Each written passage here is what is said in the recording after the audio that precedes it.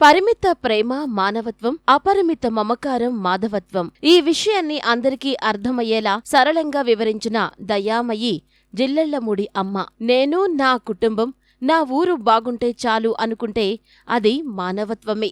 మన పరిధి విస్తరించి లోకా సమస్తా సుఖినో భవంతు అని కోరుకుంటే అది మాధవత్వం.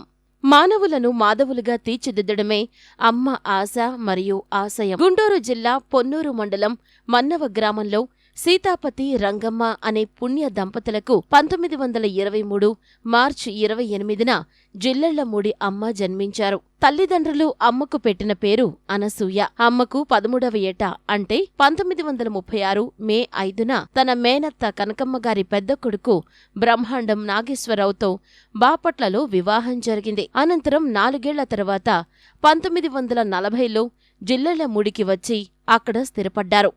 కులమతాలకు వర్గ వర్ణాలకు అతీతంగా సమస్త సమాజాన్ని అక్కున చేర్చుకున్న అమరానందమయి సామ్యవాద స్ఫూర్తిని ఆచరణీయంగా చేసిన ఆనందహేళ శ్రీ జిల్లెళ్లమూడి అమ్మ.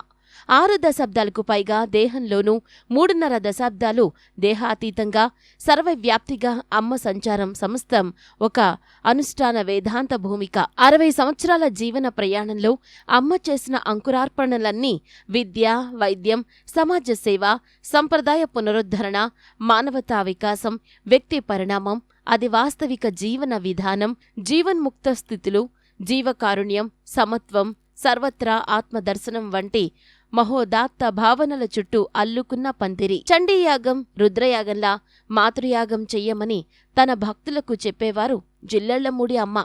రోగులకు ఔషధ సేవ, అన్నార్తులకు భోజన సేవ, వృద్ధులు నిరాశ్రయులకు వస్త్రసేవ, ఇలా త్రివిధ సేవ చేయటమే మాతృయాగం.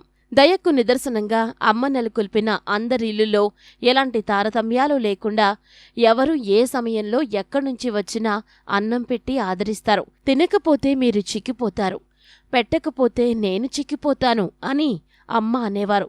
డ్రెస్సు, అడ్రస్సు కాదు, ఇక్కడ భోజనం చెయ్యడానికి ఆకలే అర్హత. నీకున్నది తృప్తిగా తిని ఇతరులకు ఆదరంగా తినిపించు అనేవారు. అన్ని బాధలు కన్నా ఆకలి బాధ భయంకరమైనది, దుర్భరమైనది. అన్నం దొరక్క ఎవరూ మరణించకూడదు అని అమ్మ వెలిగించిన పొయ్యి 60 ఏళ్లకు పైగా ఆరకుండా వెలుగుతోంది. అది అమ్మ భావనాజాలం.